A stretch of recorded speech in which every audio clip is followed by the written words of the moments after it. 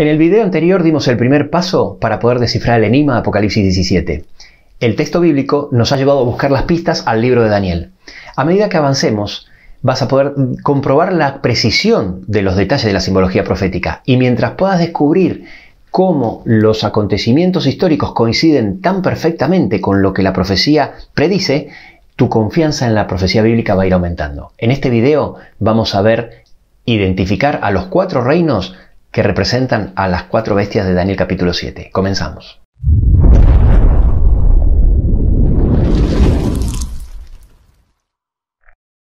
El paso 1 que acabamos de completar es un gran avance en resolver el enigma porque hemos podido descubrir que los 4 reinos representados por las 4 bestias salvajes de Daniel capítulo 7 forman parte de los 7 reinos que están representados por las 7 cabezas de la bestia de Apocalipsis. Ahora, todavía no tenemos identificado a los reinos. Para eso vamos a realizar este segundo paso, que es un paralelismo muy sencillo entre las visiones de Daniel capítulo 7 y Daniel capítulo 2.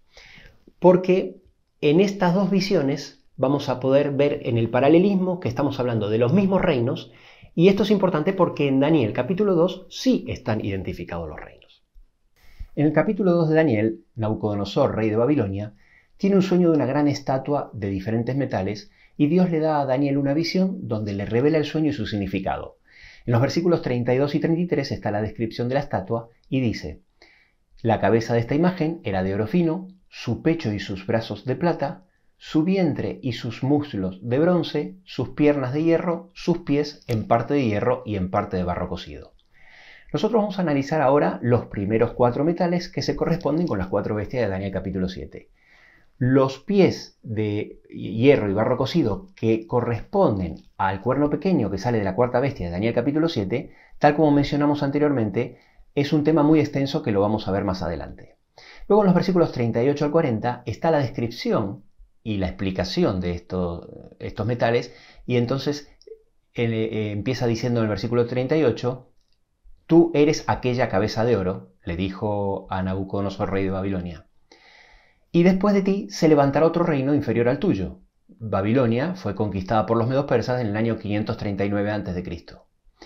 Y luego un tercer reino de bronce, el cual dominará sobre toda la tierra. Efectivamente, luego Grecia conquista a Medo-Persia. Y el 4º reino será fuerte como hierro, y como el hierro desmenuza y rompe todas las cosas, desmenuzará y quebrantará todo. Finalmente, el 4º reino, que es Roma, es el que conquista a Grecia. Quiero decirte que lo que vas a ver a partir de ahora y las coincidencias de los detalles que dan estos versículos con los sucesos históricos y las características que definen estos reinos es realmente asombroso y ha sorprendido a muchos historiadores. Si bien vamos a realizar el paralelismo principalmente entre Daniel 7 y Daniel 2, también vamos a considerar la visión de Daniel 8, aunque el tema principal de este capítulo no sea la continuidad de los reinos sino el santuario. Algunos versículos de Daniel 11 también arrojan mucha luz sobre esta secuencia de reinos. Si no estás familiarizado con estos 2 capítulos, Daniel 2 y Daniel 7, por supuesto te recomiendo que los leas para entender de lo que estamos hablando. En Daniel capítulo 2, versículo 31, Daniel le describe a Nabucodonosor, rey de Babilonia, la visión y le dice que la cabeza de esta imagen era de oro fino.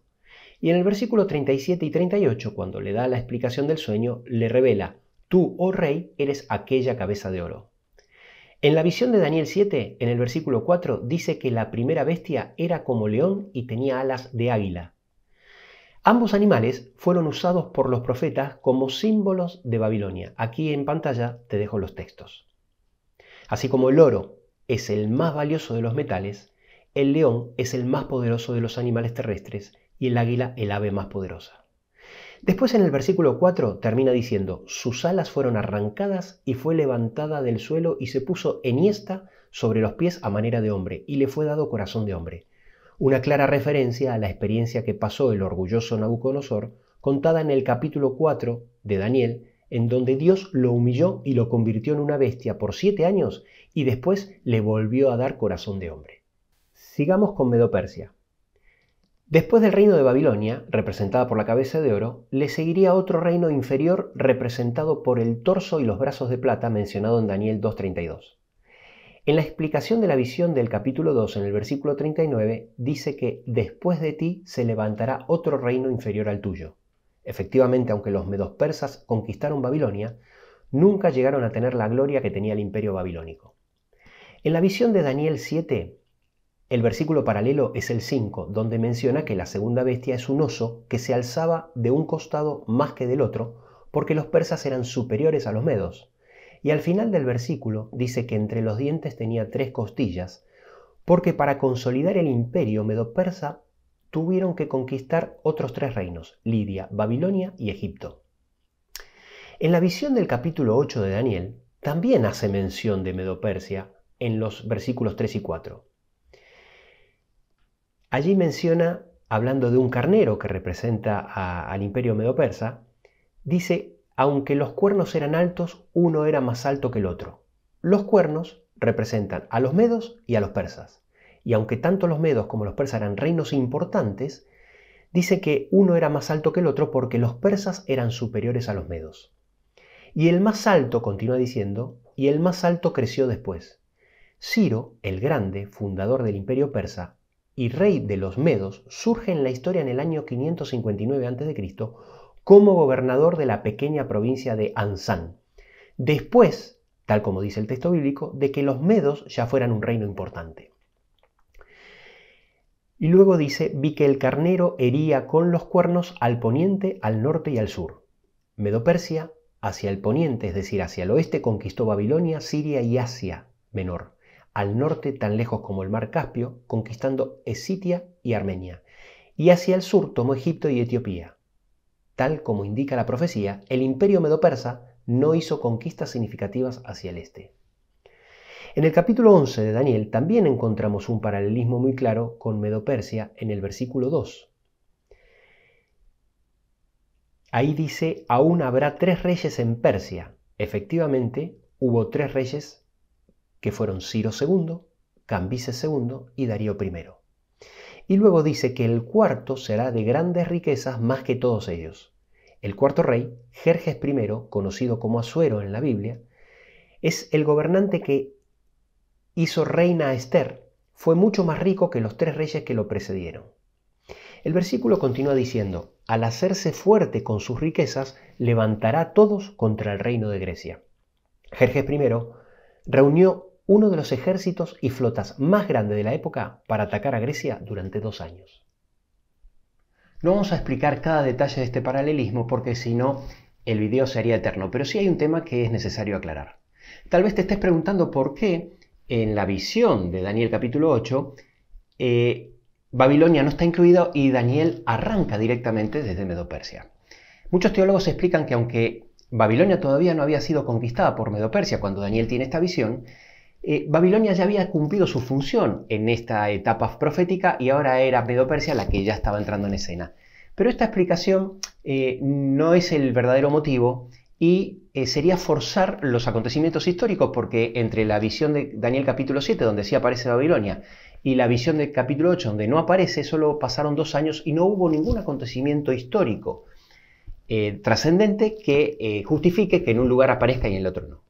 Realmente el motivo es otro, y es que el libro de Daniel está escrito en 2 idiomas. Daniel escribe la primera mitad del libro prácticamente en su totalidad en arameo, dirigida a los gentiles, es decir, a los no judíos, y la segunda mitad del libro la escribe en hebreo para los judíos.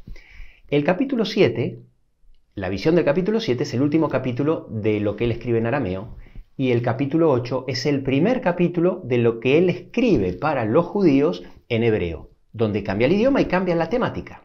El tema central de la visión del capítulo 8 es el santuario. Por eso utiliza animales puros, de acuerdo a la terminología del santuario, por eso habla de la profecía de los 2300 tardes y mañana, al final de la cual se va a purificar el santuario. Es decir, que el tema central de la visión de capítulo 8 no es la continuidad de los reinos, sino el santuario. Y con respecto al capítulo 11, es posiblemente uno de los capítulos más difíciles proféticos de la Biblia, y la temática y los detalles de este capítulo, por supuesto, trasciende el tema de este video. En el capítulo 2 de Daniel, en el versículo 32, sigue diciendo el tercer reino de bronce, haciendo referencia a Grecia, que es el próximo imperio después de conquistar Medo-Persia. Y continúa diciendo el cual dominará toda la tierra. Grecia se expande por todo el mundo conocido. Y en la visión del capítulo 7, versículo 6, aparece otra bestia semejante a un leopardo, con 4 alas de ave en sus espaldas. El leopardo se caracteriza por su rapidez, potenciado por las 4 alas. Representa a Alejandro Magno y la rapidez de sus conquistas, ya que entre 334 y el 330 a.C. llegó a conquistar incluso hasta la India. Tenía también esta bestia 4 cabezas y le fue dado dominio, haciendo referencia a que al morir joven, su reinado fue dividido entre sus 4 generales. En el capítulo 8, versículo del 5 al 8, aparece un macho cabrío que, como ya hemos visto anteriormente, ataca a un carnero que representa a Medo-Persia. El macho cabrío representa a Grecia sin tocar tierra, que simboliza la rapidez. El cuerno notable entre sus ojos representa a Alejandro Magno, y el carnero tiene de 2 cuernos, representa a Medo y Persia. Le quebró los 2 cuernos, lo derribó y lo pisoteó, simboliza el triunfo de Alejandro sobre Medo-Persia, pero estando en su mayor fuerza, aquel gran cuerno fue quebrado. Alejandro Magno murió a los 32 años, en la cima de su poder, y en su lugar salieron otros 4 cuernos notables. Su reino se dividió bajo el gobierno de 4 generales, Antígono, Casandro, Lisímaco y Ptolomeo. Y la división del extenso territorio que había conquistado Alejandro Magno es tal como se ve en el mapa que muestro en pantalla.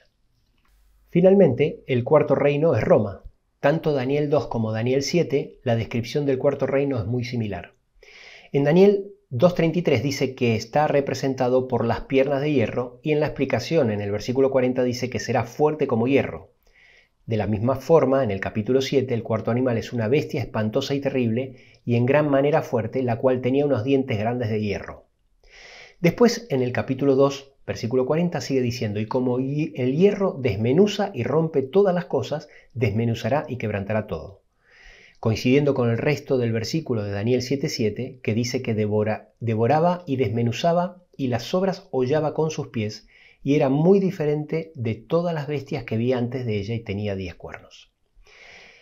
El adjetivo de bestia terrible y los enormes dientes metálicos hablan de la crueldad y fuerza. Así como el animal desgarraba y devoraba a su presa con esos colmillos monstruosos, así Roma devoraba las naciones y pueblos en sus conquistas, muchas veces destruyendo ciudades enteras. Cuando Roma no destruía un pueblo, muchas veces los vendía como esclavos. En su crueldad y poder, Roma sobrepasó a los imperios anteriores. Hasta aquí pudimos ver que los 4 reinos que están representados por las visiones de Daniel capítulo 2 y 7 son parte de los 7 reinos que están representados por las 7 cabezas de la bestia de Apocalipsis. También pudimos ver que esos 4 reinos son Babilonia, Medo-Persia, Grecia y Roma, y que son consecutivos porque un reino sucede a otro. Pero todavía nos quedan por identificar al resto de los reinos y también por poder ubicar a esos reinos en el lugar correcto. Esta es la primera parte de este viaje apasionante.